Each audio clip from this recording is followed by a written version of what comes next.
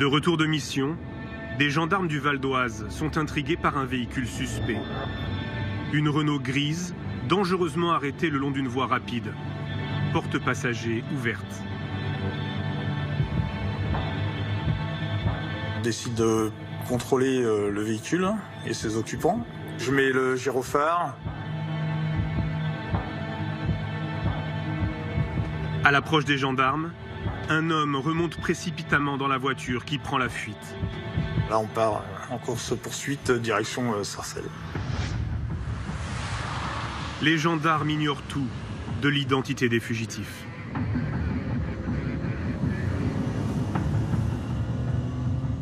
Là, je me dis que j'ai affaire à des gens, oui, qui feront tout pour essayer de nous semer.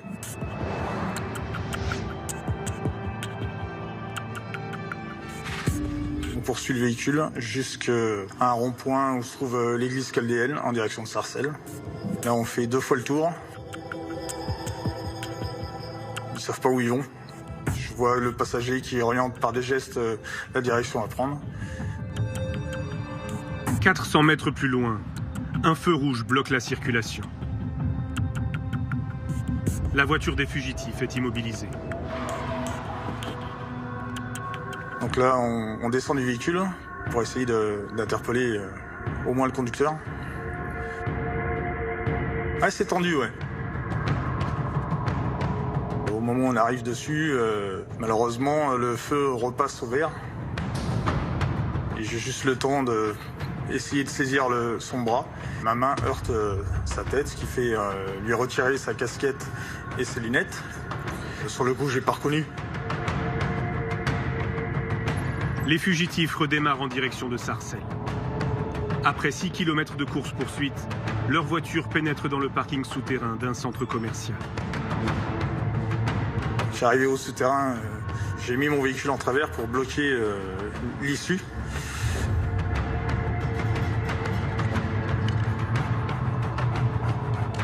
On ne sait pas à qui on a affaire, on ne sait pas s'il y a des armes. On est prudent. Le gendarme tente de suivre la piste avec son chien. La voiture est abandonnée, moteur encore allumé, mais aucune trace des passagers.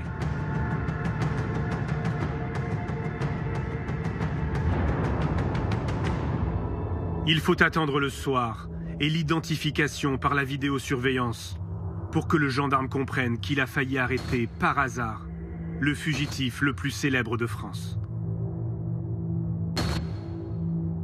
5 heures après, j'apprends que c'est Faïd Redouane. Voilà. Je me dis que je l'ai loupé. L'interpellation de Redouane Faïd se serait jouée à quelques minutes. Et s'il avait échappé de peu à la police? L'homme aurait été repéré à Sarcelles, près de Paris. Une course-poursuite a eu lieu. Juillet 2018. Redouane Faïd est le fugitif le plus recherché de France. Le voici sur des images inédites. Redouane Faïd, accompagné de son frère Rachid, visiblement très détendu avec les clients de ce café internet à Paris, bien loin de l'image d'un homme en cavale. Pourtant, 12 jours plus tôt, il s'est évadé de prison.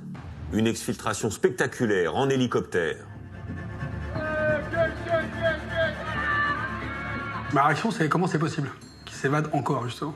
Et je pense au départ spontanément à une blague. Nouvelle évasion du braqueur Redouane Faïd. Redouane Faïd est de nouveau en cavale. Une nouvelle fois, le criminel de 47 ans fait la une des médias. Car depuis 2010, Redouane Faïd est devenu un habitué des plateaux de télévision. Bonjour Redouane Faïd. Bonjour. Merci d'être là. Depuis la parution de son livre, dans lequel il raconte sa vie de braqueur, Faïd se présente comme un repenti.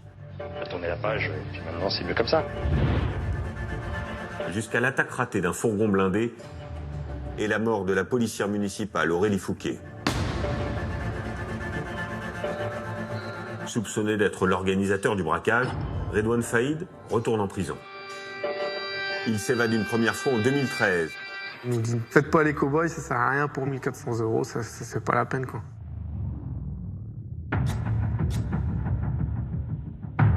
Une deuxième en 2018 et renforce ainsi sa réputation de roi de la belle.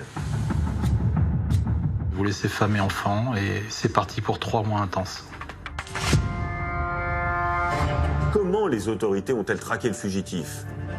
Pour quelqu'un qui s'était évadé le 1er juillet, dormir en forêt, ça veut dire que vraisemblablement il n'y a pas beaucoup de moyens financiers derrière. On identifie parmi les vêtements retrouvés un t-shirt orange qui était porté par Redouane Faïd au moment de son évasion. Ce qui a attiré notre attention, c'était la corpulence et la taille des individus qui portaient les burqas, qui manifestement n'étaient pas des femmes. Y a-t-il eu des défaillances de l'administration pénitentiaire? Madame la ministre, quand une telle faillite est ressentie comme inévitable, c'est qu'il y a quelque chose qui ne va pas. Comment un pistolet automatique et des explosifs en quantité peuvent se retrouver dans une prison sécurisée. Donc là, on sait très bien que, de toute façon, on nous attend à l'orée du bois, c'est évident. Je souhaite tirer toutes les conséquences qui devront en être tirées. Grâce à des témoignages exclusifs, Cellule de crise vous plonge au cœur de la traque de l'homme le plus recherché de France.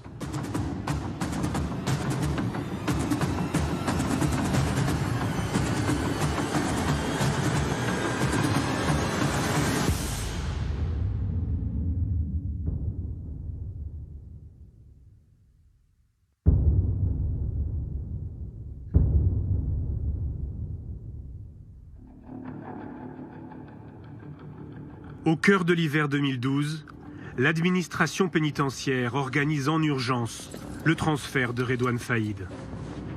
Le directeur de la prison de Fresnes, où il est détenu depuis 10 mois, est convaincu que le braqueur prépare une évasion. Dans un rapport à sa hiérarchie, il détaille les informations en sa possession. Il apparaît que la personne détenue est tentée d'approcher les personnes condamnées pour des faits de terrorisme, afin d'obtenir des informations sur l'introduction de matières explosives. Ces éléments laissent redouter une volonté de l'intéressé de se soustraire à son incarcération par le biais d'une évasion.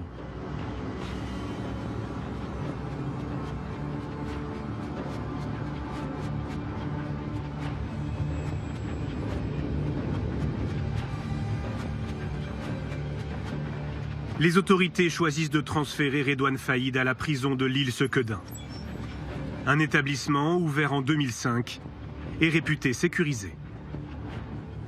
Un établissement qui est doté de miradors, qui est doté d'un système de vidéoprotection. C'est un parc pénitentiaire qui est en capacité de garder des profils sensibles, voire lourds.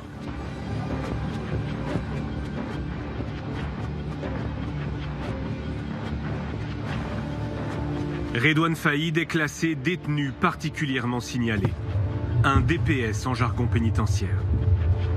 Il est soumis à des conditions de détention renforcées. L'arrivée du braqueur dans la prison ne passe pas inaperçue. Christophe est l'un de ses surveillants à Sequedin. Il parle sans autorisation, l'interview a été reconstituée.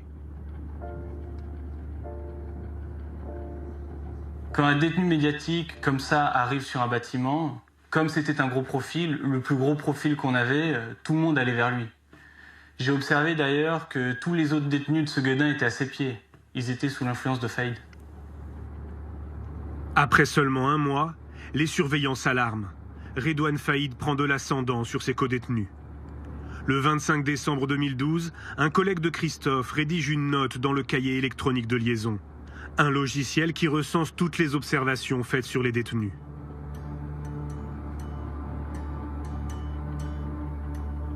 Il passe son temps à discuter énormément avec la personne détenue BS, mais également FA.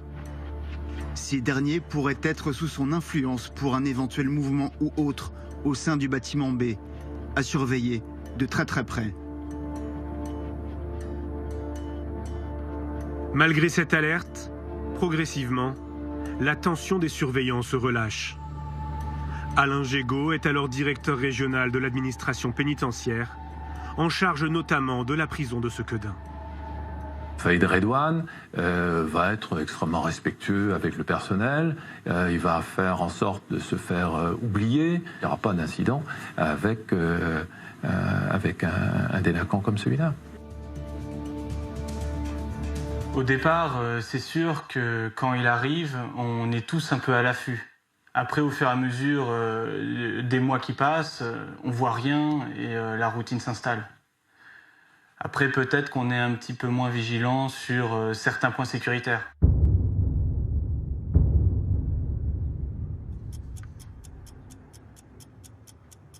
Depuis 4 mois et demi, Redouane Faïd est un détenu exemplaire. Ce matin-là, il a rendez-vous avec son frère Abdeslam pour un parloir, comme c'est le cas 2 fois par semaine.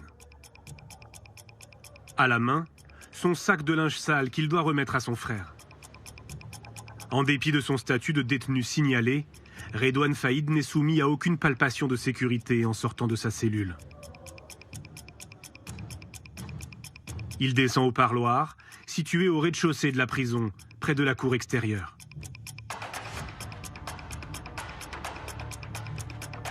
Là, avec d'autres détenus, il attend d'être appelé par les surveillants pour rejoindre son frère dans un box.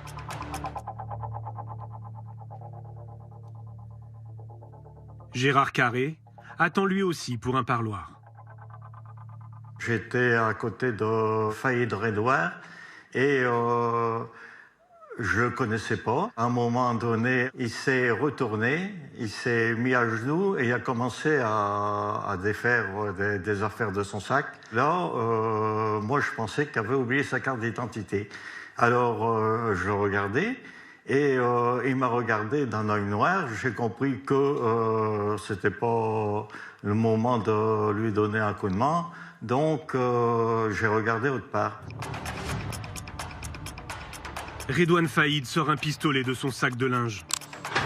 La porte s'est ouverte et lui il s'est précipité. Il a mis, disons, une sorte de bonnet sur sa tête. Et après, bon, j'ai attendu un coup de feu. Redouane Faïd menace une surveillante avec son arme, puis tire en l'air pour prouver qu'elle n'est pas factice.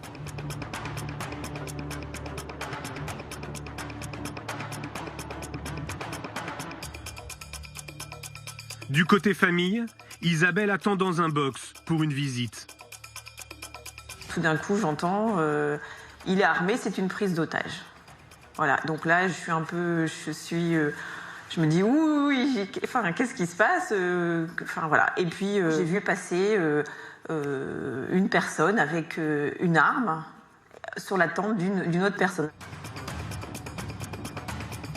Avec 3 surveillants sous la menace de son arme, Faïd prend la direction des parloirs. Miguel Langlais, surveillant à Sequedin, commence sa journée de travail. Il va se retrouver pris au cœur de l'évasion. Et là, j'entends la chef qui dit c'est une prise d'otage, c'est Faïd. Dès que j'ai entendu Faïd, tout de suite, on comprend que c'est pas faux et puis il va se passer quelque chose. Je me dis pas que je peux être en danger. Je me dis, faut que j'y aille, je sais pas, c'est l'instinct professionnel. Redouane Faïd se dirige vers la salle d'attente des familles, qui donne directement sur la cour intérieure de la prison. Il détient 3 surveillants en otage. Depuis la fenêtre du couloir, Miguel Langlais observe la scène. Il y a une petite lucarne, et là je vois qu'à l'intérieur, il est en train de mettre quelque chose sur la porte en face. Et là, il me voit, et il me dit, écoute, t'es là, tu restes là. À ce moment-là, vous savez que vous avez une personne armée en face de vous, et vous connaissez le pédigré du bonhomme, vous me dites, je pense que ça va faire mal. De son sac, Redouane Faïd sort un pain de plastique qu'il pose sur la porte, puis il écarte les surveillants. La porte explose et il y a un bout de serrure qui passe à 10 cm de ma jambe. La première explosion, elle me surprend parce que on bouge pas les oreilles. J'ai jamais entendu une explosion aussi forte, à part les pétards. Donc, je me dis, ça y est, on y est, quoi. Hein. Ça n'existe pas que dans les films, quoi. Redouane Faïd se retrouve dans la cour intérieure avec ses 4 otages. Il emprunte le chemin dédié aux familles qui rendent visite aux détenus. Il sait où il doit aller, exactement où il doit aller. On n'a même pas besoin de lui dire voilà, il sait exactement où il doit aller. Alain Gégaud est chez lui lorsqu'il est prévenu de l'évasion par le directeur de la prison de Sequedin. Moi, pour ma part, je suis informé dans les 7-8 minutes qui suivent le début de l'évasion. La première question que je me suis posée, c'est comment un pistolet automatique et des explosifs en quantité peuvent se retrouver dans une prison sécurisée. Préfet, police, gendarmerie, l'alerte remonte jusqu'aux plus hautes autorités. Lorsque les premiers policiers arrivent sur place, l'évasion est toujours en cours. Les instructions sont claires. Aucune action avant l'arrivée du GIPN, le groupe d'intervention de la police nationale.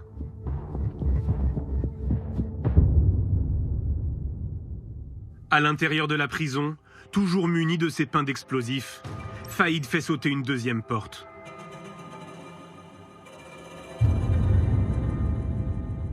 Il nous dit, faites pas les cow-boys, ça sert à rien pour 1300 ou 1400 euros, c'est pas la peine, quoi. C'est pas la peine. Pensez à votre famille, à vos enfants. Enfin, il nous fait comprendre que ça sert à rien de faire le héros, quoi. Le braqueur et ses otages arrivent à la troisième porte. Les surveillants des Miradors sont armés. Pour éviter d'être pris pour cible, le détenu demande aux otages de former un bouclier humain autour de lui.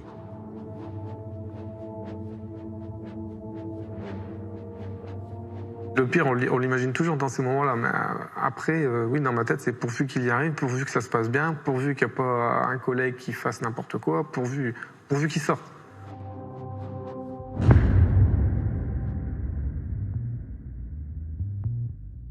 Redouane Faïd fait sauter la dernière porte, celle qui le conduit à l'extérieur de la prison.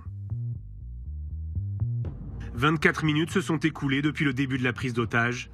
Le braqueur se retrouve face aux policiers. Les premiers intervenants sont là. Ils assistent en fait à la fin de l'évasion. Ils se situent à l'extérieur, évidemment, de la maison d'arrêt, et ils voient la dernière porte exploser. Avec la fumée, l'odeur qui se dégage, ils ne peuvent pas agir sans mettre en danger la vie des otages.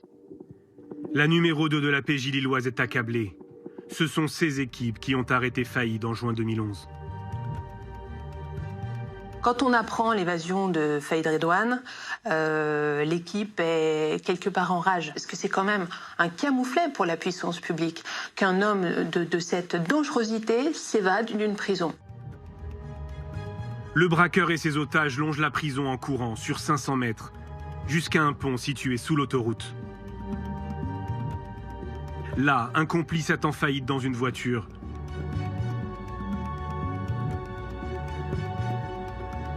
Le braqueur libère alors 3 des 4 surveillants.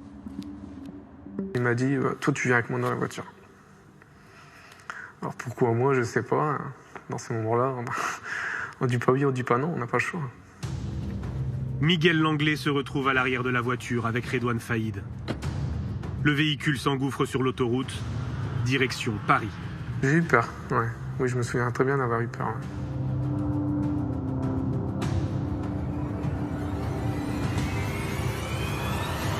Là, je lui dis, me lâche pas dans une banlieue ou un truc comme ça, parce que en uniforme, ça va pas le faire, quoi. Ça va pas le faire. Et il m'a dit, non, si tu fais pas le cow-boy, je te lâcherai, y a pas de souci. Quelques minutes plus tard, la Renault s'arrête sur la bande d'arrêt d'urgence. Miguel Langlais est relâché.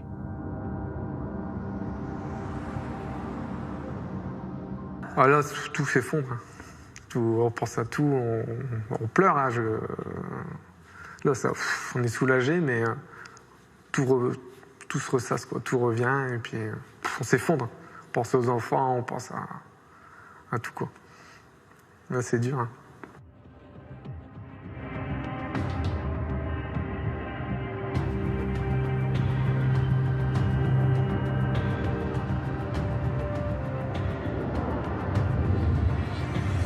Le véhicule de Redouane Faïd et son complice sera retrouvé à 6 km de là, sur la commune de Ronchin. Brûlé. C'est là qu'on perd la trace du braqueur.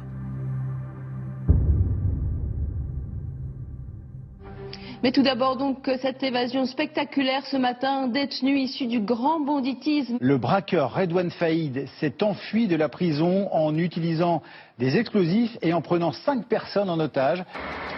Redouane Faïd est le fugitif le plus recherché de France. Des barrages sont mis en place, des gendarmes déployés, des hélicoptères mobilisés.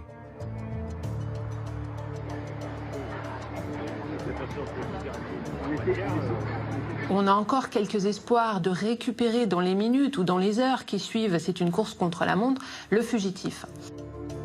Les hommes de la police judiciaire de Lille sont les premiers mobilisés. Mais la traque s'étend à tout le pays. À Nanterre, l'Office central de lutte contre la criminalité organisée est mobilisé lui aussi. 130 policiers spécialisés dans le grand banditisme. Frédéric Douady est alors le patron de la Brigade nationale de recherche et d'intervention. La BRI est le bras armé des enquêteurs.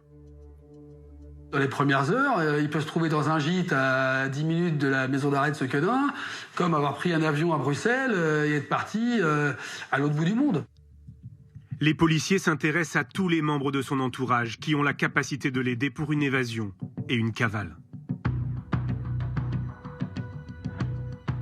Vincent est le chef d'enquête.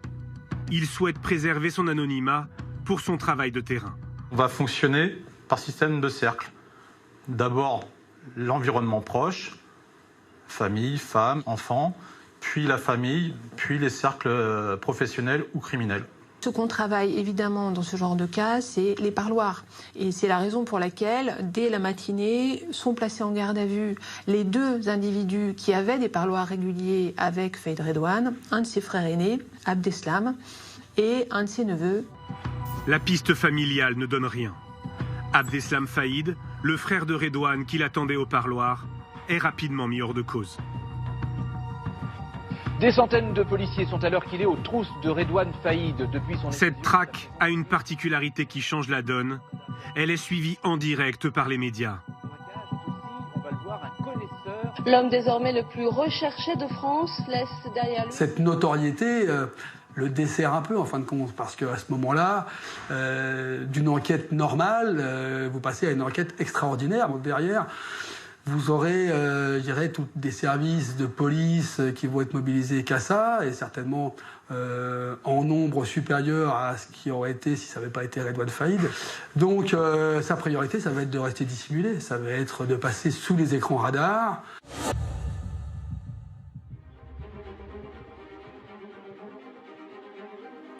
À quelques kilomètres de Nanterre, place Vendôme, la ministre de la Justice tient une réunion de crise.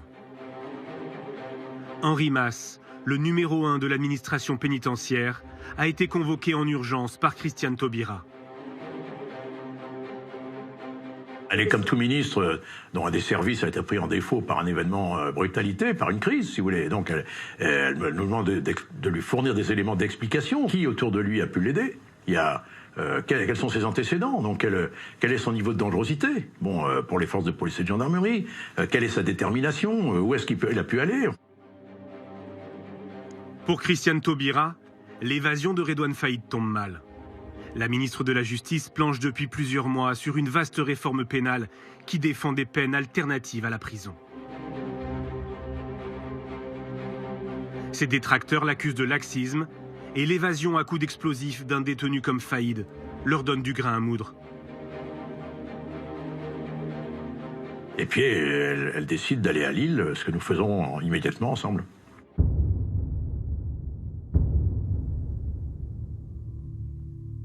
À Sequedin, les responsables de la prison doivent assurer le bon fonctionnement de l'établissement, en dépit des dégâts causés par l'évasion. La prison, après la sortie de Redouane Faïd, se trouvait dans une situation d'insécurité totale, puisqu'il n'y avait plus de porte d'entrée. On ne va pas pouvoir assurer le fonctionnement de l'établissement dans des conditions normales. Sequedin, c'est 800 détenus. C'est un samedi, donc c'est un jour de parloir. Donc ça veut dire qu'il faut aussi expliquer aux détenus que compte tenu de la situation de crise au niveau de l'établissement, les parloirs n'auraient pas lieu, et maintenir les gens dans leurs cellules. En fin d'après-midi, lorsque Christiane Taubira et Henri Mas arrivent sur place, la ministre demande à refaire le parcours de Redouane Faïd. Alain Gégaud les accueille.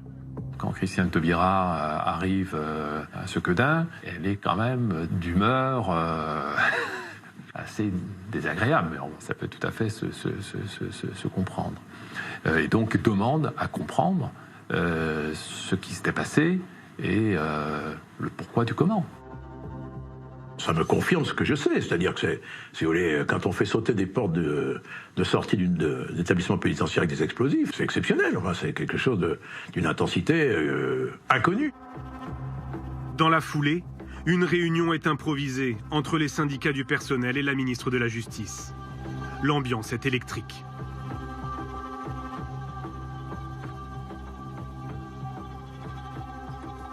Stéphane Le Serre, représentant local des surveillants, est sur place depuis le matin. C'est un genre de défouloir où on vide nos sacs, quoi.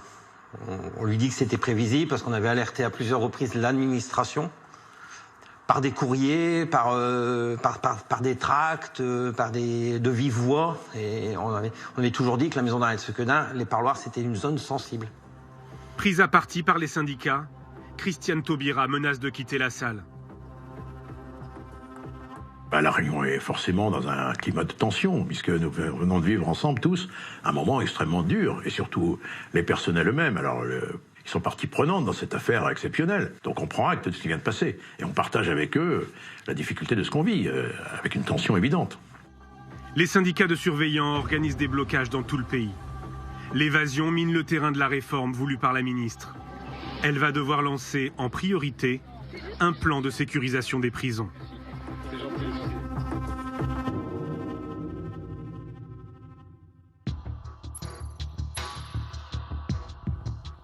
À Nanterre, pour retrouver le fugitif le plus recherché de France, les policiers déploient d'importants moyens de surveillance. Une cinquantaine de personnes sont mises sur écoute. Plus de 4 millions d'appels et de SMS sont analysés. Sans aucun résultat. On a une constante, c'est-à-dire des fausses informations diffusées par ses proches ou par lui-même, aux fins d'orienter les enquêteurs sur l'étranger. On nous annonce Faïd Redouane aussi en Algérie. C'est la raison pour laquelle, dès le jour de l'évasion, la police judiciaire va le diffuser en mandat d'arrêt européen, en mandat d'arrêt qui va être transformé international via le canal Interpol. L'intéressé lui-même est un professionnel de l'intox. Pour remonter jusqu'à Faïd, les policiers suivent aussi la piste des complicités au sein même de la prison. Grâce aux vidéosurveillances, ils découvrent un étrange manège. Le 12 avril, veille de son évasion, le braqueur a rendez-vous avec son frère et son neveu pour un parloir. Sur ces images, Redouane Faïd qui sort de sa cellule. Dans sa main, un sac rouge censé contenir son linge sale. Le surveillant ne procède pas à la palpation de sécurité.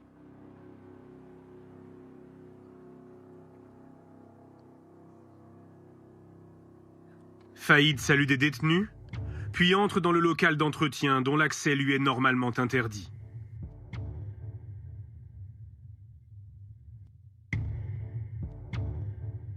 Il en ressort 22 secondes plus tard pour se rendre au parloir. Qu'a-t-il fait ou déposé dans ce local-là? Toujours est-il qu'un chien spécialisé dans les matières explosives va remarquer au niveau d'un casier dans ce local-là. Pour les enquêteurs, Redouane Faïd vient de récupérer son arme et les explosifs. Il descend au parloir, mais celui-ci est annulé. Son frère et son neveu ne se sont pas présentés. Dans le jargon pénitentiaire, c'est ce qu'on appelle un parloir fantôme. Redouane Faïd revient en cellule. Comme le parloir n'a pas eu lieu, son sac de linge sale n'est pas fouillé. Par la suite, Faïd Redouane va avoir un comportement atypique, puisque d'ordinaire, il assiste à l'ensemble de ses promenades, il va à la bibliothèque ou à la musculation. Or, suite à ce parloir fantôme, on va constater que Redouane Faïd va regagner sa cellule et ne sortira plus du tout jusqu'au lendemain matin dans le cadre de son évasion.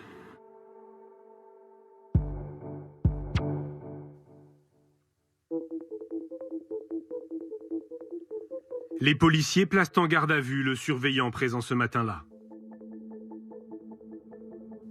Confronté aux images de vidéosurveillance, il reconnaît des erreurs. Vous me demandez pourquoi je ne suis pas intervenu. Sur la palpation, je reconnais, je ne l'ai pas fait parce que j'y ai pas pensé. Sa présence dans le local d'entretien, je n'ai pas fait gaffe qu'il est entré dans cette pièce. Ça aurait dû m'interpeller. J'aurais dû m'en rendre compte. Comment expliquez-vous cette succession d'anomalies? La routine. Erreur de ma part. Ce qui est incroyable, c'est que le gardien n'ait rien vu. On a l'impression qu'il est totalement berné par Redouane Faïd. Il n'y a pas que les surveillants pénitentiaires qui se sont laissés berner par Redouane Faïd. La hiérarchie, elle aussi. En fait, 2 jours avant l'évasion, une commission DPS s'est réunie. Elle devait statuer sur Redouane Faïd. Alors, dans cette commission, il y a le procureur, les services de police, les services de gendarmerie et bien sûr la direction de la prison. Et à aucun moment, un risque d'évasion de Redouane Faïd n'a été évoqué. Est-ce que depuis l'administration a reconnu ses erreurs ? Alors, elle a reconnu des fautes individuelles, mais elle n'admet officiellement aucune défaillance de l'institution. Écoutez le directeur régional de l'époque, Alain Gégaud. Le type, il est seul en cellule. Sa cellule fait l'objet de contrôles réguliers. Il est pris en charge quand il y a des mouvements à l'intérieur de la prison, quand il sort. Qu'est-ce que vous voulez faire de plus par rapport à la prise en charge d'un détenu ? Ça, c'est pour la théorie, mais dans les faits, des défaillances, oui, il y en a eu. En fait, Redouane Faïd était soumis à un régime de détention plus strict. Sa cellule devait faire l'objet de contrôles et de fouilles réguliers. Il devait lui aussi systématiquement être soumis à des palpations de sécurité en sortant de cellule ou en revenant de Paloire. Et ça, ce n'était pas toujours fait. Mais ça ne suffit pas en fait à expliquer l'évasion et les policiers restent persuadés que si une arme et des explosifs ont pu rentrer dans la prison, c'est grâce à une complicité interne.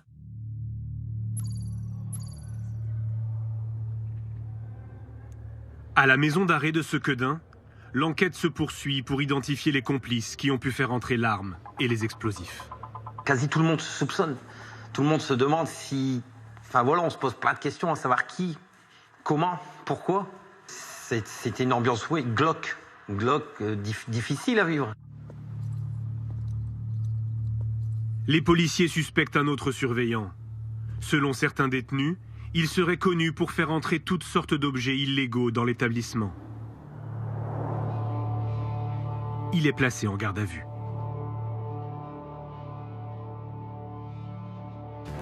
Réfléchissez bien. Ne pensez-vous pas qu'il serait temps de nous dire tout ce que vous savez sur l'évasion de Faïd Redouane? J'ai jamais rentré des explosifs et des armes pour Redouane Faïd. Avez-vous fait rentrer autre chose que armes ou explosifs? Oui, de la viande, des produits d'entretien, du parfum, des shampoings et aussi des cigarettes. Le surveillant sera révoqué, mais pas condamné. Les enquêteurs n'ont ni aveu, ni preuve d'un lien direct entre lui et l'évasion de Redouane Faïd. L'enquête sur les complicités au sein de la prison piétine. Mais la traque va connaître une brusque accélération.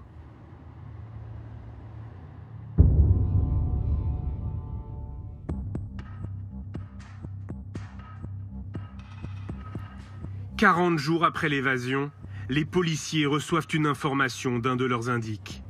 Redouane Faïd aurait passé plusieurs nuits dans un hôtel de Roissy. Le fugitif serait accompagné d'un autre homme. Ils circuleraient ensemble, à bord d'une Peugeot grise. Sur ce type d'affaires, on peut avoir des tuyaux de gars qui ont vraiment un intérêt à donner une information qui permettrait peut-être, à minima, de le localiser ou d'identifier certains de ses complices. Ab initio, on ne sait pas si l'information elle est bonne, elle est mauvaise. Donc on va l'exploiter en allant récupérer dans tous les hôtels du secteur de Roissy, il y en a quelques-uns, les bandes vidéo, les parkings, les vidéos qui sont dans les hôtels en question. Image par image, les policiers épluchent des centaines d'heures de vidéos d'hôtels et de parkings. Un détail inattendu attire leur attention. Un des opérateurs de la BNRF va constater le comportement suspect d'un individu sortant la tête de l'habitacle pour insérer son moyen de paiement au niveau de la barrière. Sauf que lorsqu'il va remettre sa tête dans l'habitacle, apparemment, il est muni d'un postiche puisque la perruque va bouger. Donc c'est à partir de ce moment-là qu'on pense avoir Redouane Faïd. Pour la première fois depuis l'évasion, après 6 semaines de traque, les enquêteurs tiennent enfin une piste solide. À votre avis, on est content ou on n'est pas content? Évidemment qu'on est content. Entre le moment où on exploite ta vidéo et le moment où on se dit que c'est lui, il n'y est plus.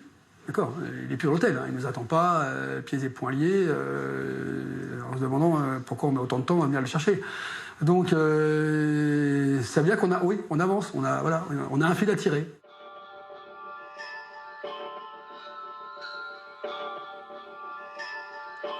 Grâce à cette image prise sur le parking, les policiers remontent jusqu'à un hôtel Ibis.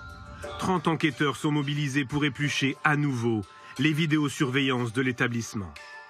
Cette fois, ils reconnaissent formellement Redouane Faïd. Il porte une perruque et des lunettes de soleil. Il sort de l'ascenseur, des sacs à la main. Sur une autre vidéo, les policiers le voient entrer dans l'hôtel, accompagné d'un homme. Là, on le voit en pied, on voit... Voilà, puis surtout, on détecte la présence d'un autre individu qui l'accompagne. Hein. Et pour le coup, celui-là, il a un nom. L'homme aux côtés de Redouane Faïd a réservé la chambre d'hôtel sous sa véritable identité, Hassan Bourouas.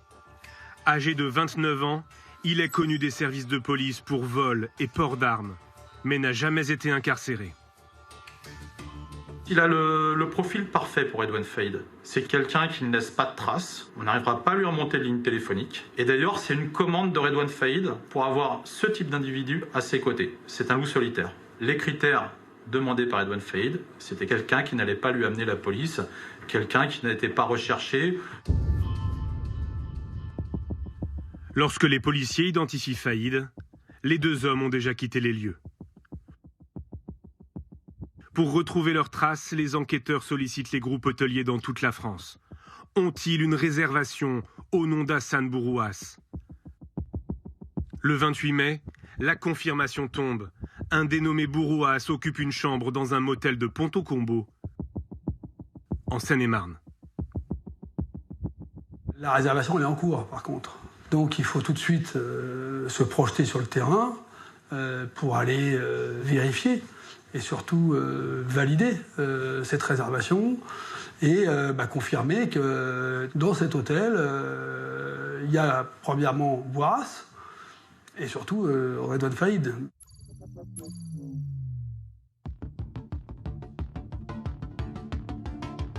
Un important dispositif de surveillance est mis en place. Une trentaine de policiers planquent dans des voitures sur le parking. Ils se font passer pour des clients ou du personnel de l'hôtel.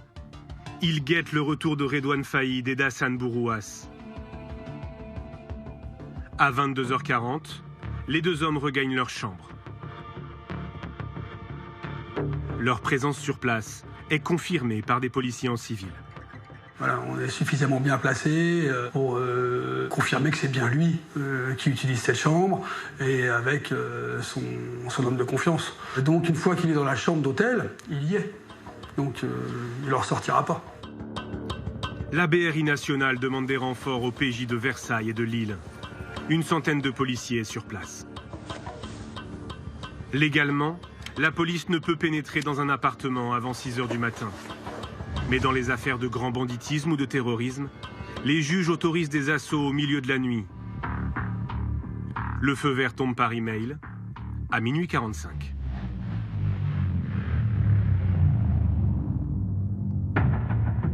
On va prendre le temps de s'assurer que les malfaiteurs sont bien endormis, donc on va attendre.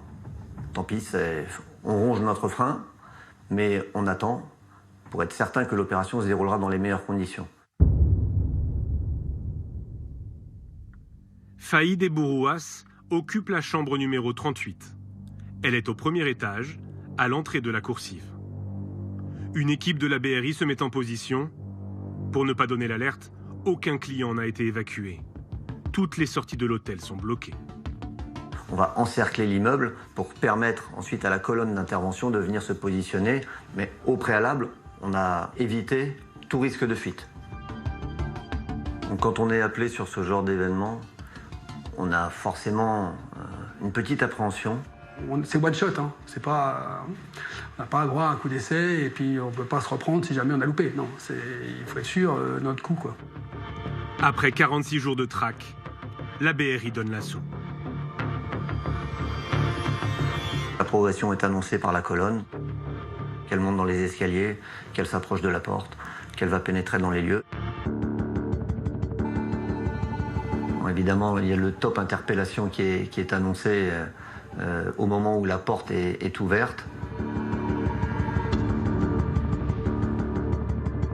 On a quelques secondes de silence et puis l'annonce du résultat de l'opération. Objectif serré, interpellé, et c'est surtout sans incident. L'opération a duré quelques secondes. Aucun coup de feu n'a été tiré. Redouane Faïd n'oppose aucune résistance. Il a vite compris qu'il ne pouvait pas jouer. Il sait qu'il ne pourra pas s'échapper. La différence d'individus qui pourraient être radicalisés, de malfaiteurs jusqu'aux boutistes, on sait que Redouane, s'il a une porte de sortie, il va essayer de l'utiliser. S'il y a un petit trou de souris, il va vouloir le prendre. Mais là, il ne peut pas. Donc, comme il n'a pas envie de mourir, il ne fait rien.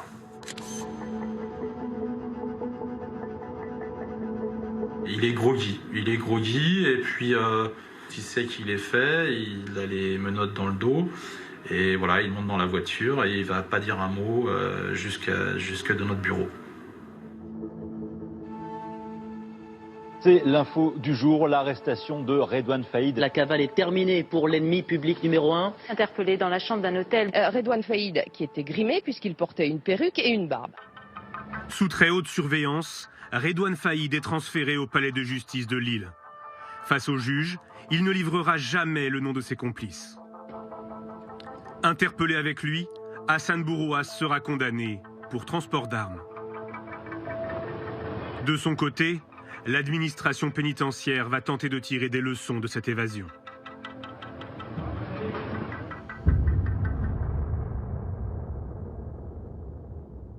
Vous découvrez les images de la garde des Sceaux, la ministre de la Justice. C'est tout de même assez exceptionnel de voir Madame Taubira entrer à l'instant dans le studio d'Europe 1 pour répondre dans quelques minutes aux questions de Jean-Pierre Elkabbach dans ce drôle de décor, Maxime.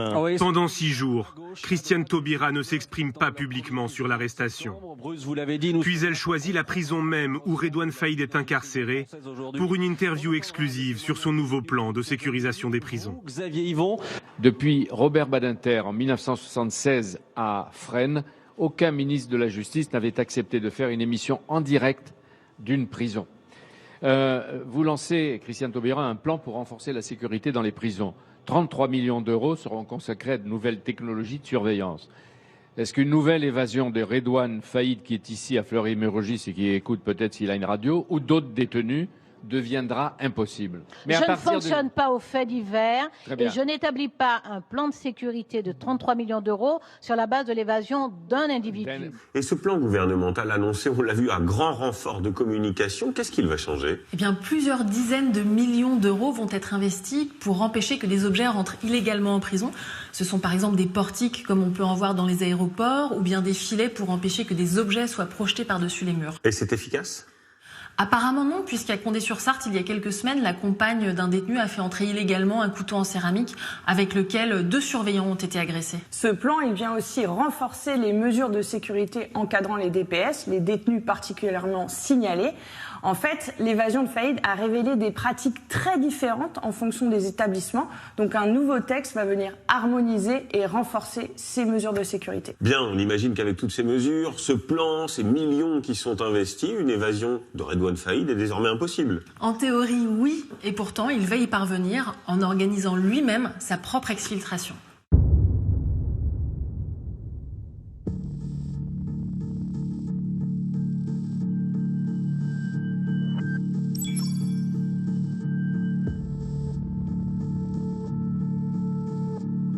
Le centre pénitentiaire sud-francilien, à Réau.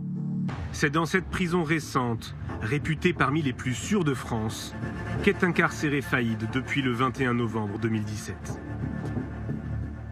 Condamné à 10 ans de prison après son évasion de l'île Sequedin, il figure sur la liste officieuse des 10 détenus les plus susceptibles de s'évader. La direction de la prison a donné des consignes spécifiques. Des palpations de sécurité quotidiennes, 2 fois par mois, des fouilles à nu, avant et après chaque parloir, une fouille intégrale et l'interdiction de tout contact avec les autres détenus. Ce surveillant parle sans autorisation. Son interview a été reconstituée.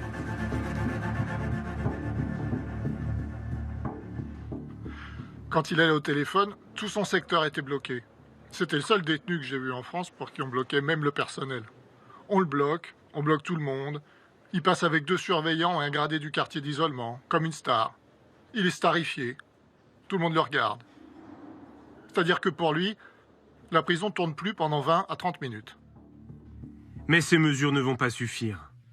Dès le début, les surveillants s'inquiètent de son comportement. Redouane Faïd, il scanne les lieux. On a l'impression qu'il mesure chaque centimètre carré et il maîtrise son espace.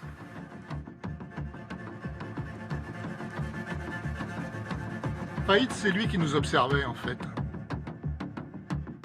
Il prend ses marques, il prend ses repères, il s'habitue. Les agents font remonter ces observations à leur hiérarchie. À partir de janvier 2018, moins de 2 mois après l'arrivée de Faïd, la direction régionale envoie des emails d'alerte auprès de la direction de l'administration pénitentiaire. La direction régionale de Paris réitère la demande de transfert en urgence, par mesure de sécurité et surtout pour éviter un incident très grave. Pendant 6 mois, des messages toujours plus alarmistes réclament le départ de Faïd de la prison de Réau, sans réponse de la direction centrale.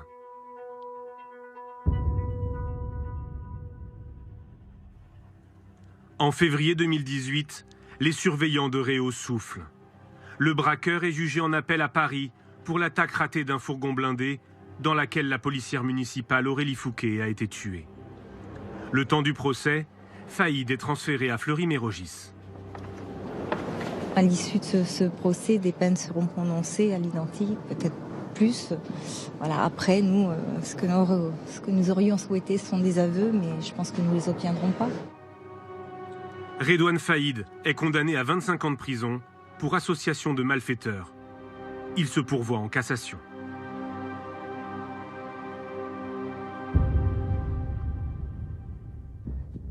Cinq jours plus tard, à la grande surprise du personnel du centre pénitentiaire, le braqueur est de retour à Réau. Un des chefs qui l'accueille ce jour-là me dit « Mais tu peux pas imaginer la réaction de Redouane Faïd d'être agréablement surpris de se retrouver à Réau. Je pense que c'est pas la qualité de la bouffe qui lui a manqué. Quand il revient, il est content. Il est content parce qu'il est dans un environnement qu'il maîtrise. Dans un lieu connu, c'est plus facile de préparer quelque chose d'illicite. Moins de 15 jours après le retour de Faïd à Réau, la direction régionale redemande par email son transfert à l'administration centrale. Il a déjà repéré toutes les failles de la structure et la connaît trop bien maintenant. Nous savons par expérience que c'est juste une question de temps. Le 22 juin, après de nombreuses relances, la direction de l'administration pénitentiaire finit par répondre. Le transfèrement aura lieu dans le courant du mois de septembre. Cette réponse provoque la colère de la direction régionale. Je considère votre décision très dangereuse pour le centre pénitentiaire sud-francilien, pour le personnel et pour l'ordre public.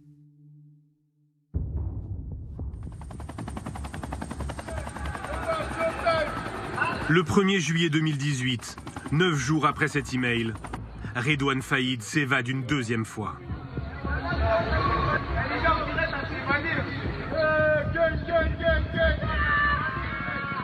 Je reçois un coup de téléphone de mon adjoint chef de service qui me dit en ces termes Faïd s'est barré.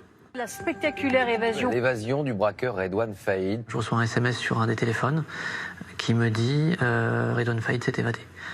Et je pense au départ spontanément à une blague. Et ensuite, je regarde le deuxième téléphone et là, je vois que j'ai une vingtaine d'appels en absence. Et donc là, je comprends qu'il y a un énorme problème.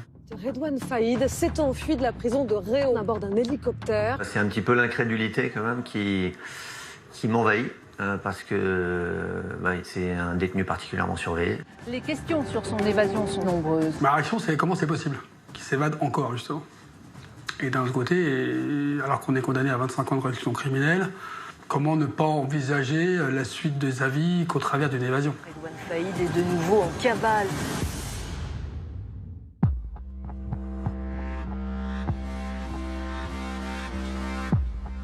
« 1750 policiers et gendarmes sont mobilisés, une nouvelle fois.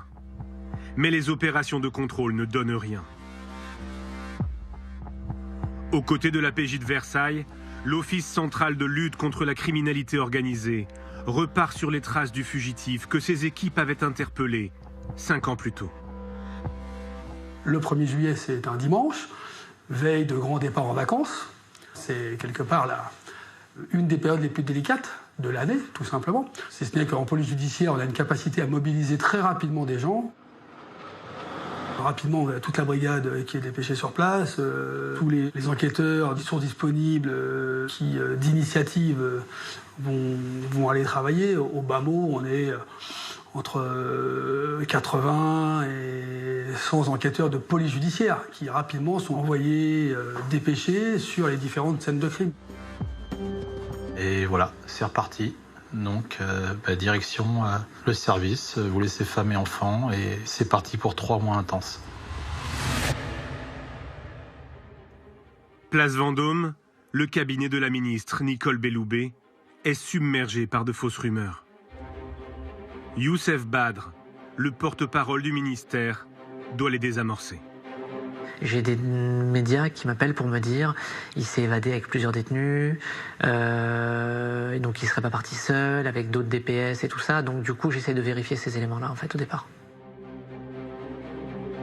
C'est déjà ce qui va être dit, que les prisons sont des passoires, qu'il y a une espèce de laxisme ou qu'il y a une espèce de laisser-aller, qu'on va probablement aussi s'en prendre aux surveillants en évoquant des éventuelles complicités internes et tout ça. Donc là, on sait très bien que, de toute façon, on nous attend à l'orée du bois, c'est évident.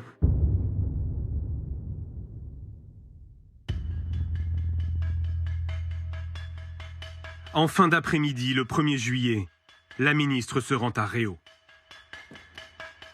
Venu lui aussi soutenir les surveillants, le syndicaliste Régis Grava l'interpelle sur les demandes de transfert de Faïd. Je dis à la ministre, il y a des éléments qui prouvent clairement qu'il y avait quelque chose qui se préparait et les agents l'ont remonté. Maintenant, qu'ont fait vos services? Donc sa réponse est une réponse politique. Si on pouvait vraiment prévoir avec certitude, où elle dit qu'elle acquiesce, mais à mi-mot, et elle est super gênée par ça. Devant les journalistes, Nicole Belloubet ne met pas en avant la question des transferts, mais confirme une faille dans la sécurité de la prison. Nous avons là un commando qui sans doute avait repéré les lieux par le biais de drones. L'enquête judiciaire qui est en cours le dira certainement, et qui a donc conduit à cette évasion tout à fait spectaculaire en permettant à un hélicoptère de se poser sur la seule cour de la prison qui n'était pas couverte par des filins de sécurité. En fait, la première faille qui est identifiée, c'est ça. Et la première question que se pose la ministre, c'est de se dire pourquoi il n'y a pas de filin anti-hélicoptère dans la cour d'honneur. On découvre juste qu'en 2011, lorsque l'établissement est livré, en fait, les filins anti-hélicoptères sont prévus dans le cahier des charges. Donc ils sont prévus sur la cour d'honneur. On ne saura jamais parce qu'on n'y était pas, mais on ne saura jamais pourquoi ils n'ont pas été installés. La garde des Sceaux livrera l'explication 2 mois plus tard, devant une commission de l'Assemblée nationale. Elle est plutôt embarrassante pour l'administration pénitentiaire. Ils n'ont pas été posés à la demande de l'administration pénitentiaire. Il a en effet été considéré à l'époque que cette cour d'honneur était un lieu où les détenus ne circulaient pas. Un détenu ne naît dans la cour d'honneur qu'au moment où il rentre dans la prison et où il en sort, ou pour les extractions. Ça n'était à l'époque pas perçu comme un risque. Dès les premières heures, les policiers analysent les appels de tous les téléphones mobiles à proximité des zones traversées par le commando. Ils repèrent 5 téléphones actifs pendant l'évasion. Ils n'émettront plus aucun signal par la suite. Ces téléphones sont ceux des complices de Faïd. Leurs déplacements permettent de reconstituer l'organisation très minutieuse de l'exfiltration. Les policiers espèrent ainsi remonter jusqu'aux fugitifs.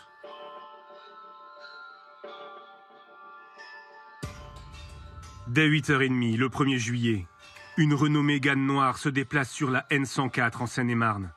Elle fait étape à Lésigny pour déposer un complice. L'homme porte le matériel qui va servir à l'évasion.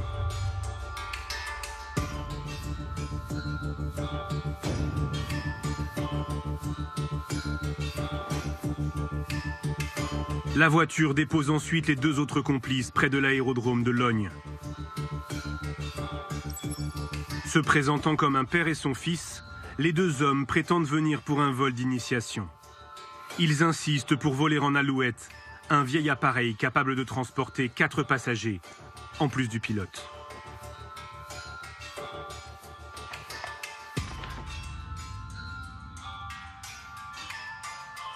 La Renault Mégane retourne ensuite à Gonesse et se gare en bordure de la D370, près d'une station essence. C'est là que l'hélicoptère déposera Redouane Faïd et les membres du commando, après l'évasion.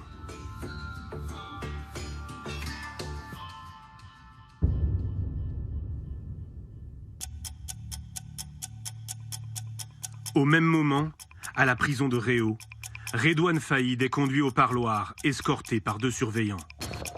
Il est vêtu d'un t-shirt orange, détail qui va avoir son importance. Dans une synchronisation parfaite, le complice de la Mégane donne le top départ par téléphone au commando de l'hélicoptère.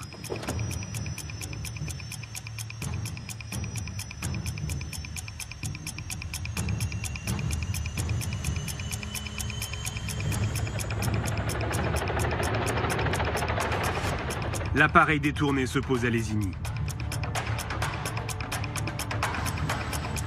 Le 3e complice monte à bord. Dans son sac, une disqueuse, des cagoules, des brassards de police et des armes.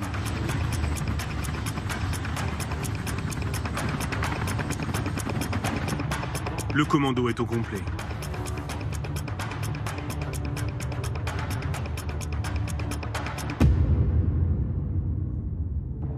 À 11h18, l'hélicoptère arrive au-dessus de la prison de Réau.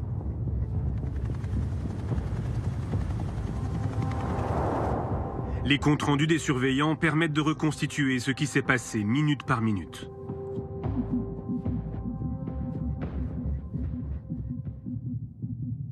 À 11h18, au poste central d'information, une surveillante est alertée par un son inhabituel.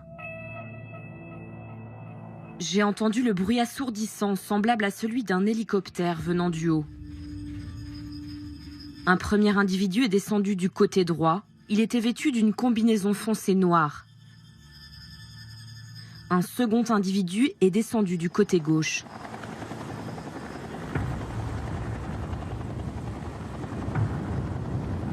J'ai aussitôt appelé la police par la ligne directe. Celle-ci était en dérangement. À la porte d'entrée de la prison, le surveillant-chef tente lui aussi de contacter la police. Sans succès.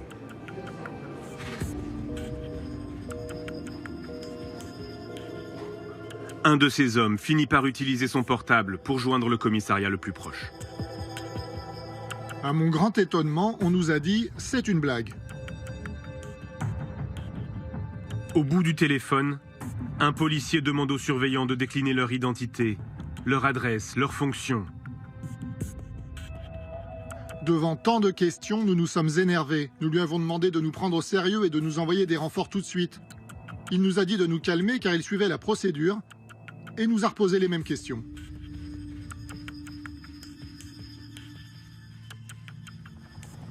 Le surveillant-chef distingue à l'intérieur de l'hélicoptère le pilote tenu en joue par un homme cagoulé.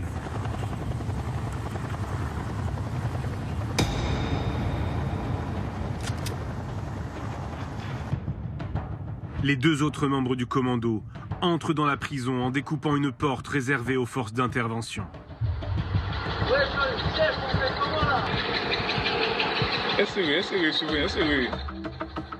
Suivant la procédure en cas de crise, les surveillants ramènent tous les détenus dans leurs cellules. Mais pour Faïd, les consignes sont strictes.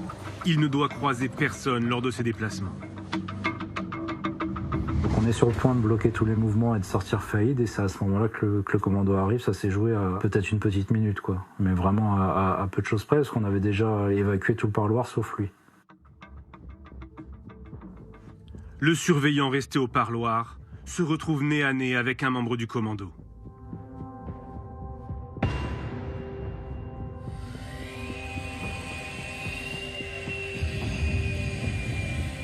J'aperçois un individu cagoulé avec un brassard police qui coupe le pêne de la cabine. Cet individu ne m'a pas vu durant sa manipulation. Sans arme, le surveillant est dans l'impossibilité d'intervenir. Redouane Faïd et ses complices rejoignent l'hélicoptère.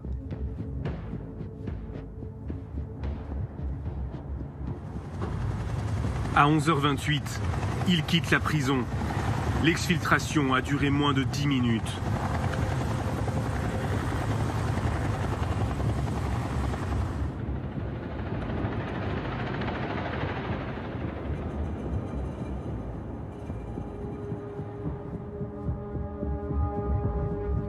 La police n'arrivera qu'après le décollage de l'hélicoptère.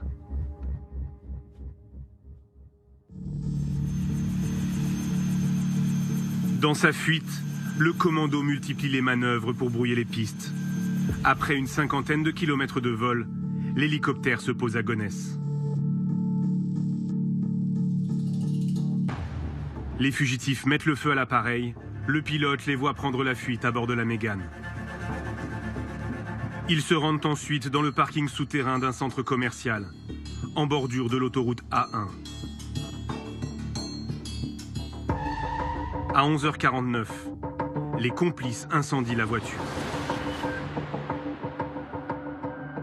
Faïd monte dans une Kangoo blanche garée par un complice. À 11h53, la vidéosurveillance du parking prend ce cliché. On y voit Redouane Faïd à la place du passager. La Kangoo rejoint la 1 et remonte vers Senlis. À 12h11, les lignes téléphoniques des membres du commando cessent toute activité.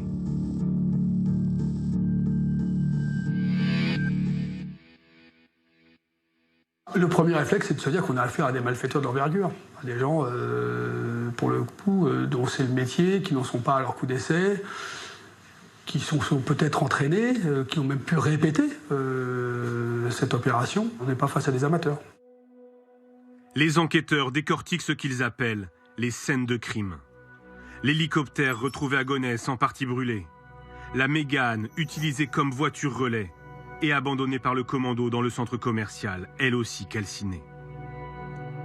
La Kangoo blanche retrouvée brûlée dans l'Oise, moins de 24 heures après l'évasion. L'ensemble de l'opération a été mené en moins de 5 heures. Aucun coup de feu n'a été tiré. C'est une évasion sans aucun coup de feu, sans aucune résistance. Effectivement, ça peut paraître surprenant, mais les surveillants pénitentiaires ne sont pas armés. Alors depuis peu, certains syndicats réclament des tasers, mais le ministère de la Justice campe sur ses positions. En fait, ce qu'ils craignent, c'est qu'en cas d'évasion ou de mutinerie, ça se termine en bain de sang. Alors, il y a bien des surveillants qui sont armés, ce sont ceux qui sont dans les miradors, mais ils ont interdiction de tirer sur un hélicoptère en vol. Écoutez les explications du ministère de la Justice. C'est la loi, en fait on ne peut pas tirer sur un hélicoptère en vol, et l'hélicoptère fait un vol stationnaire. Si vous tirez, ça veut dire que quelque part vous sacrifiez aussi les gens qui sont dedans. Or, avec le commando, je crois qu'il y a le pilote, il me semble, et je pense que les surveillants aussi ne savent pas qui est dedans, ils peuvent imaginer tous les scénarios possibles. Il y a peut-être des gens qui ont été pris en otage, on ne sait pas. C'est ce qui permet d'expliquer l'évasion de Redouane Faïd, le fait que les surveillants et les surveillantes ne soient pas armés. Alors c'est plus complexe que ça. Le cœur du problème, c'est ce transfert de Redouane Faïd qui n'a jamais eu lieu malgré les nombreuses alertes de la direction régionale. Oui, les échanges de mails qui demandaient ce transfert de prison n'ont pas donné lieu à un transfert effectif. En effet, chacun se rejette la faute et dans cette administration réputée pour son mutisme, les fuites vont se multiplier. Dès le lendemain de l'évasion, le 2 juillet, Le Figaro va révéler en partie cet échange de mails.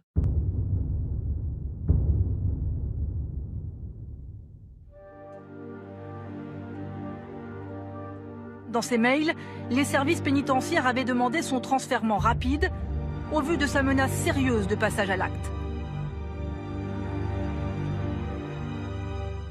Là, vous avez des échanges de mails qui sortent dans la presse, où tout le monde se tourne vers nous pour nous dire attendez, regardez, on nous avait alerté, on vous avait informé, et vous n'avez rien fait. C'est pas la réalité de ce qui se passe. Et là, les fuites qui sont données sont en plus parcellaires et donc forcément partiellement fausses. La personne qui fait sortir une information a toujours intérêt à la faire sortir. Je n'en ai pas tiré de conclusion à partir du moment où je ne savais pas qui le diffusait, ou d'où la fuite émanait. Ces mails traduisent la remontée du terrain qui n'a pas été suivie par ces décideurs. Ça permet aux uns et aux autres de dire la vérité. Pourquoi l'administration centrale n'a pas pris la décision de faire bouger Redouane Faïd. Avec ces fuites qui pointent des dysfonctionnements au plus haut niveau de l'administration pénitentiaire, Nicole Belloubet se retrouve en première ligne. Madame la ministre, quand une telle faillite est ressentie comme inévitable, c'est qu'il y a quelque chose qui ne va pas. À l'Assemblée nationale, lors de la séance des questions au ministre, les députés demandent des explications. Il y a pu avoir des erreurs et les informations de la presse de ce matin, une demande sans suite de transfert vers un centre mieux sécurisé, nous interroge. Nous voulons savoir ce que vous comptez faire pour tirer les conséquences de cette évasion. La parole est à Madame Nicole Belloubet, garde des Sceaux, ministre de la Justice. Je souhaite porter un regard clinique sur cette évasion et je souhaite tirer toutes les conséquences qui devront en être tirées. Je dis bien toutes les conséquences, y compris pour mesurer les défaillances et prendre les éventuelles sanctions qui s'imposeraient si cela est nécessaire. Au-delà des erreurs individuelles, ce qui est pointé dans cette affaire, c'est la responsabilité de toute l'administration pénitentiaire. Oui, nous nous sommes procuré cet échange de mails et nous avons le fin mot de l'histoire. Alors, face à la colère de la direction régionale, l'administration centrale propose finalement de transférer Faïd à Fleury-Mérogis. Sauf que Fleury, c'est une prison qui est surpeuplée. Salah Abdeslam y est incarcérée. Elle a été ébranlée par le suicide de détenus, mais aussi de surveillants. Et surtout, Faïd la connaît déjà. Donc c'est l'impasse et aucune solution alternative n'est proposée. Alors cette question des transferts, elle va être le révélateur de sérieux dysfonctionnements au sein de l'administration. Et Nicole Belloubet, la ministre de la Justice, va bien être obligée de les reconnaître. Écoutez-la. L'inspection relève une difficulté de ce point de vue. Autrement dit, une insuffisante réactivité des gens qui sont aujourd'hui à l'administration centrale et qui ne répondent peut-être pas avec la réactivité suffisante à ce type de détenus à risque. Bien, c'est clair. La ministre pointe les responsabilités de certains cadres de l'administration pénitentiaire, mais aussi leur décalage, leur déconnexion avec ce qui se passe sur le terrain dans les prisons. Et la crise est telle que Nicole Belloubet va annoncer une réforme d'ampleur et notamment la fusion des services qui s'occupent de la remontée d'informations depuis les établissements et ceux qui s'occupent des transferts. Et suite à cette crise, le numéro 2 de l'administration pénitentiaire va être écarté. Officiellement, c'est dans le cadre de cette réforme, mais c'est lui qui avait supervisé le transfert de Redouane Faïd.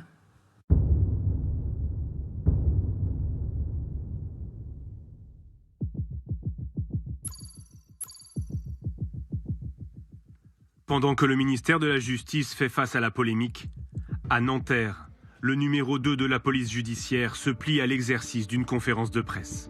Je ne suis pas habilité à vous parler du fond de l'affaire, évidemment. Philippe Vérony s'exprime rarement sur une enquête en cours. Mais la police veut montrer que la traque de Faïd est une priorité. Les premières constatations laissent à penser que le commando était composé d'environ 4 ou 5 personnes, non identifiées, je m'empresse de le dire évidemment. En fait, un premier membre du commando est sur le point d'être identifié.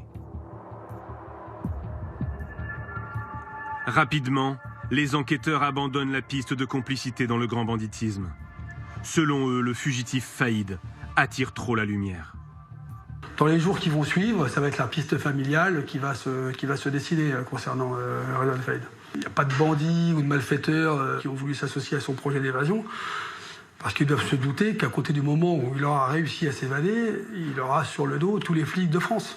Donc tous ceux qui seront dans son entourage et qui auront été associés seront dans la nasse, et seront dans les mailles du filet et seront levés un jour ou l'autre.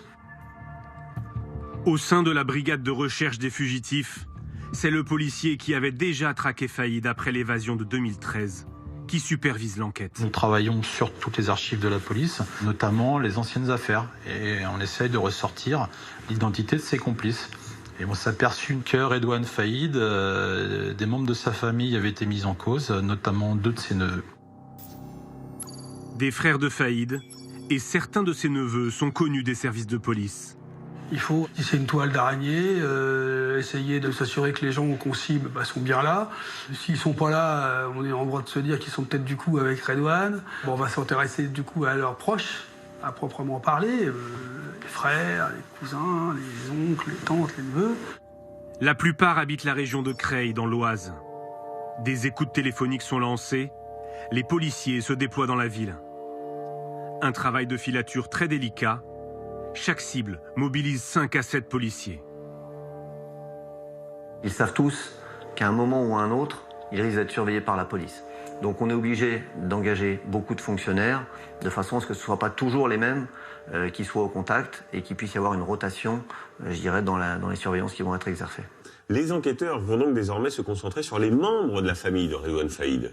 Ils vont se focaliser en fait sur 2 frères, les 2 frères qui rendent le plus souvent visite à Redouane Faïd en prison, Brahim Faïd et Rachid Faïd. Alors Brahim, il est présent le jour de l'évasion, il nie toute implication. Les enquêteurs vont quand même le placer en garde à vue et ils le relâchent au bout de 30 heures. Et l'autre frère, Rachid ? Rachid, il rend une dernière fois visite à Redouane en prison le 26 mai, c'est 1 mois avant l'évasion. Et ensuite, il a un alibi solide, il part pour l'Algérie. Donc lui aussi est écarté par la police ? Pas tout à fait, parce qu'en fait, les enquêteurs s'aperçoivent qu'il a un 2e passeport, qu'il a réservé des billets pour rentrer en Europe en multipliant les escales. Ils perdent sa trace à Amsterdam, mais ils sont convaincus que le jour de l'évasion, il était bien présent en France. Et ça va se confirmer, ça, par la suite ? Un élément vient confirmer cette thèse, l'ADN retrouvé sur le parcours du commando, et il correspond bien à celui de Rachid Faïd. C'est un point important et une sacrée avancée pour l'enquête, car désormais les enquêteurs, la police, sait que Rachid Faïd était présent au moment de l'évasion. Ils vont décider en fait de ne pas rendre l'information publique parce que ce qu'ils espèrent, c'est que Rachid Faïd les conduise jusqu'à son frère Redouane. Bonjour Stéphane. Bonjour Jérôme. Vous êtes pilote d'hélicoptère. Nous découvrons votre voix, votre visage aussi. On a beaucoup parlé de vous depuis dimanche dernier, depuis cette évasion spectaculaire de Redouane Faïd. Ils me font descendre de l'hélicoptère, ils me prennent en joue avec des armes et des coups de crosse et m'expliquent ce qu'on allait faire et leur choix d'aller aller chercher un ami à la prison de Réau. Et ils m'expliquent qu'il faut que j'obtempère et que je fasse bien mon travail, sinon ma famille serait certainement menacée et que quelqu'un était devant chez moi. Le récit de la prise d'otage est précis, mais pour les enquêteurs, des questions persistent. Le vol de l'hélicoptère semble très préparé. Le plein d'essence aurait été calculé au plus juste pour décoller avec 5 passagers. Un vol sans GPS, en rase-motte, pour échapper au radar. Le commando a-t-il été aidé par un expert? Un autre élément intrigue les enquêteurs. Une proche du pilote a échangé des lettres avec Faïd jusqu'en 2016.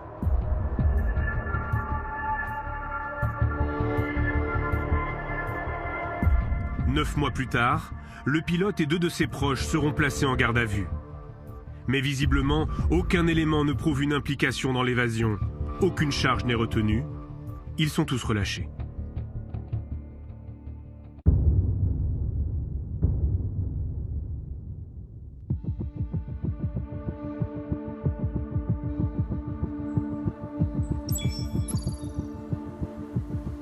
Une découverte en forêt confirme la piste familiale.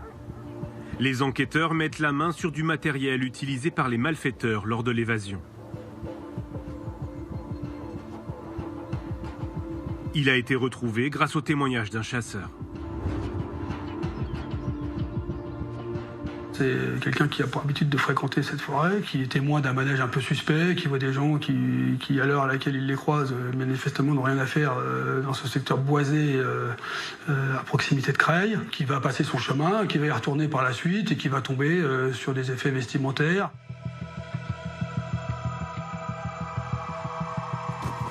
On identifie parmi les vêtements retrouvés un t-shirt orange qui était porté par Redouane Faïd au moment de son évasion. Cette découverte, ça nous a fait comprendre deux choses. C'est que, pour quelqu'un qui s'était évadé le 1er juillet, dormir en forêt, ça veut dire que vraisemblablement il n'y a pas beaucoup de moyens financiers derrière et qu'il est sur un cercle assez resserré et il est dans sa zone de confort puisqu'il est sur Creil. Donc les éventuels départs à l'étranger avec une cagnotte cachée, etc. Pour nous, ça n'apparaissait pas être la piste la plus pertinente. Donc on était à ce moment-là, on a acquis la conviction qu'il pouvait être dans le milieu creillois qu'il connaît si bien. Sur place, les policiers retrouvent surtout des armes. 2 fusils d'assaut et des gilets pare-balles. Des éléments qui les inquiètent. Les armes, de manière générale, vous en débarrassez, vous les détruisez, comme les véhicules. La disqueuse thermique aurait dû subir le même sort, parce que vous pouvez laisser des éléments d'ADN sur ces armes, sur ces objets. Donc on est surpris. Mais ça laisse sous-entendre le passage à l'acte vers un nouveau projet criminel, un futur casse, un centre fort, une bijouterie, une banque, un fourgon blindé. Et donc ça nous met une pression supplémentaire. Le chasseur qui a trouvé les armes identifie l'un des hommes croisés dans la forêt. Il s'agit d'un neveu de Faïd, Isaac. Le témoignage confirme les complicités familiales, mais toujours aucune trace du fugitif. Un autre coup de chance va faire progresser l'enquête.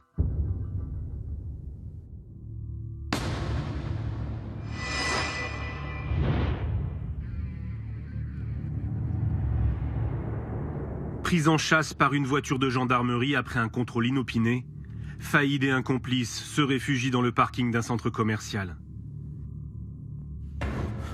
Ils parviennent à prendre la fuite à pied.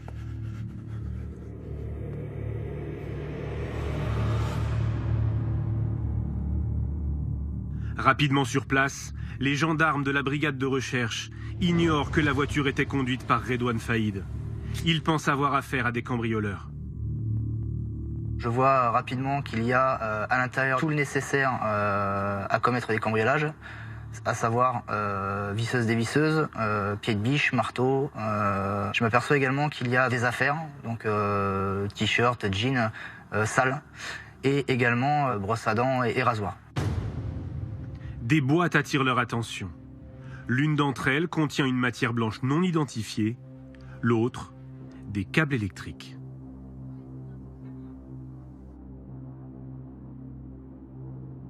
Et là, mon collègue me dit immédiatement, oh là là, attention, on dirait de l'explosif. Comme j'ai pas de formation en explosif, la crainte que j'ai à cet instant T, c'est que effectivement, que ça vienne exploser et qu'on dénombre pas mal de morts, étant donné qu'au-dessus du parking, on a quand même une salle de sport qui est bondée.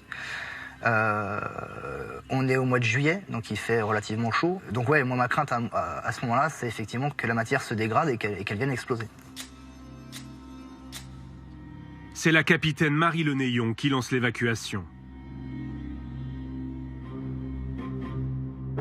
On a une trentaine de gendarmes qui arrivent quasi dans les 15 à 20 minutes. Donc on commence à faire un gel vraiment des lieux, à pousser les personnes. Et peu de temps après, je sais que la commissaire de Sarcelles arrive aussi avec un maximum de renforts. Et là, on a pu vraiment s'organiser pour vraiment interdire l'accès dans un rayon de 300 mètres, 400 mètres aux personnes, faire évacuer le McDonald's, faire évacuer la salle de sport. Le soir même, les 2 fugitifs sont formellement identifiés sur les images de vidéosurveillance. On y voit Redouane Faïd, la main dans un sac où il cache probablement une arme. Et derrière lui, son frère Rachid. C'est une histoire incroyable, une course-poursuite un peu par hasard qui va se terminer donc par l'évacuation de ce centre commercial. Oui, et le plus fou, c'est que si les mèches sont authentiques, les explosifs sont des faux, du simple mastic. Alors une hypothèse consiste à penser que Faïd voulait remonter un braquage. Redouane Faïd n'a donc pas les moyens de se procurer de véritables explosifs, du vrai matériel ? En fait, Redouane Faïd, il est seul, isolé, et une cavale, ça coûte très cher. Surtout quand on est un bandit connu comme lui, les tarifs, par exemple, pour de faux papiers, ça grimpe vite. Donc il cherche par tous les moyens à se procurer de l'argent. Il envisage, par exemple, de remonter sur un braquage. L'autre élément très important, c'est que dans la voiture, les enquêteurs retrouvent des papiers qui leur permettent de remonter à un cybercafé en plein cœur de Paris. Le passage de Redouane Faïd dans ce cybercafé a été filmé par la vidéosurveillance. Nous nous sommes procuré les images. Elles n'ont jamais été diffusées. Regardez. 12 jours après l'évasion, Redouane Faïd et son frère plaisantent dans un cybercafé parisien. C'est ici qu'ils ont acheté, sur Internet, la Laguna Grise, prise en chasse par les gendarmes à Sarcelles. On voit quelqu'un qui a l'air plutôt serein, hein, qui fait des courses comme vous ou moi, sans être particulièrement stressé. Il est un petit peu grimé dans le sens où il porte une casquette pour essayer quand même d'être le moins visible possible. Enfin, en tout cas, il n'a pas de perruque, il n'a pas de moustache, il n'a pas de bonnet. Donc, mais quelqu'un qui est relativement zen. Voilà. On ne peut pas rester terré au fond d'un igloo. Donc il faut bien vivre, il faut sortir, il faut voir des gens, il faut prendre des contacts, il faut vivre. Hein. Sinon, si c'est pour pas vivre, autant rester en prison. Donc il faut faire quelque chose. Donc forcément, il s'expose. Les policiers vont organiser des planques devant le cybercafé. Sans résultat. Mais une nouvelle fois, le fugitif va devoir s'exposer.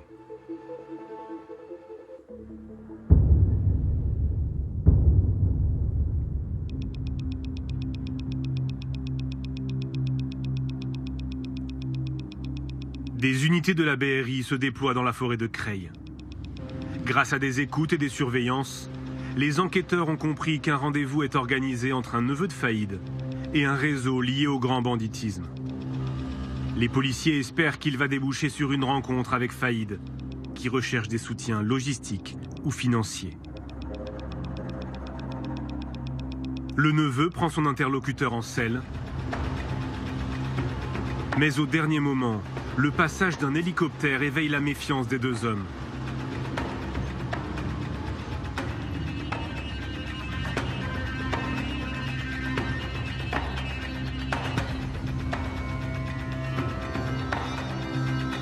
Le rendez-vous n'aura pas lieu. Le neveu fait demi-tour. Les policiers le laissent partir. Il est leur seul lien avec Faïd. Est-ce qu'on en sait plus aujourd'hui sur ce fameux rendez-vous secret ? En fait, cette information, elle n'était jamais sortie parce qu'on se trouve en pleine zone grise, celle des indiques, des informateurs de la police, et les enquêteurs veulent en dire le moins possible, tout simplement parce qu'en fait, les bandits étudient leurs méthodes pour mieux les déjouer ensuite. Et après ce rendez-vous, que devient le neveu ? D'une manière générale, en fait, les complices de Redouane Faïd se savent surveiller, ils redoublent de prudence, et malgré les énormes moyens mobilisés, les heures d'écoute de surveillance, l'enquête piétine. Les policiers, ils vont explorer toutes les pistes. Alors, il y a un chauffeur de taxi qui leur parle d'une conversation qu'il a entendue dans sa voiture. Une journaliste qui tenterait d'avoir rendez-vous avec Redouane Faïd. Alors, ce qu'ils vont faire, c'est avec l'accord des juges d'instruction, ils vont placer cette journaliste sur écoute et il y aurait même eu des filatures. Ce qui va poser question parce que ces pratiques sont contraires aux règles du secret des sources. Oui, d'ailleurs, sa chaîne BFM TV a annoncé son intention de porter plainte. Et cette piste du taxi, elle va mener à quelque chose ? Cette piste, elle ne va mener à rien. En fait, la traque, elle est au point mort. Donc les policiers vont accentuer la pression sur l'entourage de Faïd pour faire un peu bouger les lignes et ils vont cibler tout particulièrement sa famille.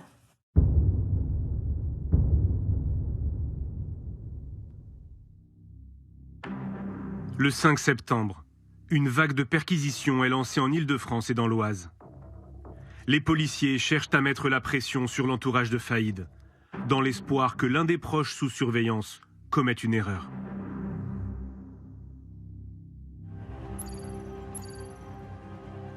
Au lendemain de cette opération, le premier flic de France rend public la principale piste suivie par les enquêteurs.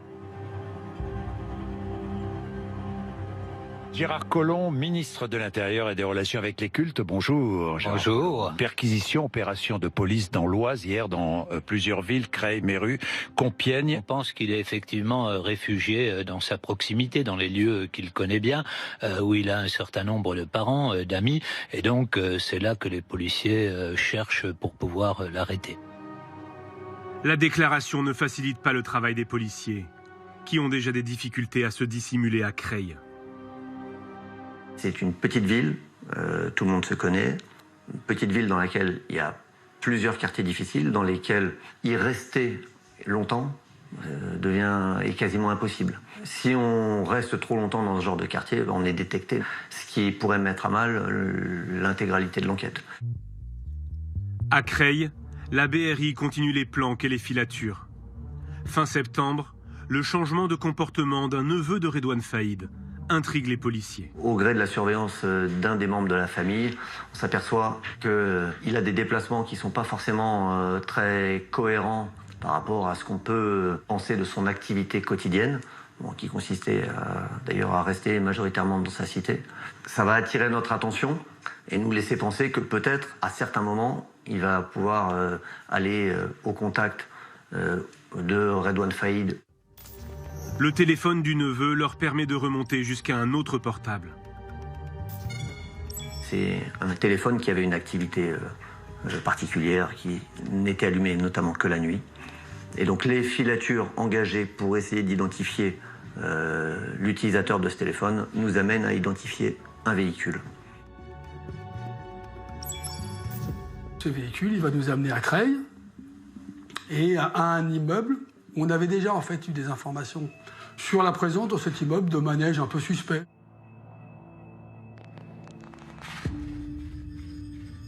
Les policiers s'intéressent à l'une des habitantes de l'immeuble. Le jour, elle a une activité normale, mais ses sorties nocturnes sont plus inhabituelles. Elle est en contact avec 2 personnes en niqab qui sortent de son immeuble et montent à bord de sa voiture. Des tenues peu courantes dans ce quartier de Creil. On va utiliser à la fois des moyens humains et techniques pour surveiller cette adresse. Et on va revoir de temps à autre ce binôme et effectivement constater que la personne sous le niqab est assez grande, a du mal à se déplacer et qu'il y a de grandes chances pour qu'effectivement ce soit un homme. Difficile de les suivre dans les rues désertes. La BRI mobilise une 50aine de policiers pour mettre en place ce qu'elle appelle un jalonnement. Les gens de la BRI sont des gens qui sont complètement rompus à ces techniques et qui, plutôt que de partir en voiture derrière une cible, préfèrent plutôt occuper le terrain, jalonner, occuper la carte et sur les grands axes et permettre de signaler des passages plutôt que d'être derrière, j'allais dire à la queue leu-leu, ou à 1h ou 2h du matin avec les phares, ça peut être très délicat. Au cours de la 3e nuit, l'utilisatrice du véhicule va déposer les individus à un autre véhicule.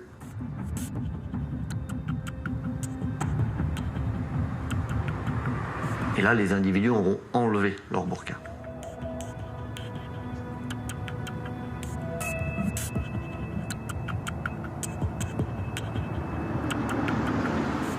Ils sont extrêmement méfiants. Donc ça nous conforte dans l'idée que ces individus sont à minima des gens recherchés et particulièrement aguerris. Les enquêteurs tentent d'établir que l'un des 2 suspects est bien Redouane Faïd. Mais ils leur donnent du fil à retordre. On est face à un individu qui connaît très bien notre façon de fonctionner. Pour déjouer nos surveillances, le moindre rond-point, il va faire 2 fois le tour et il va rouler très en dessous des limitations de vitesse. De façon à ce que si un véhicule le suit, il soit automatiquement détecté. Finalement, à la faveur d'un éclairage, les policiers pensent avoir identifié le fugitif. On acquiert vraiment à ce moment-là la conviction que la personne qui se trouve au tout départ de notre surveillance en passager du véhicule, c'est à 99% Redouane Faïd.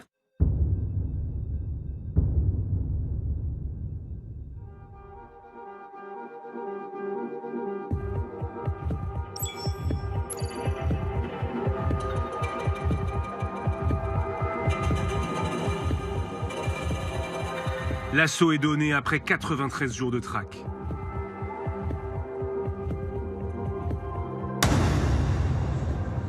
Faïd est interpellé à 4h20 du matin, avec son frère Rachid et ses 2 neveux. En tout, 7 personnes sont mises en examen.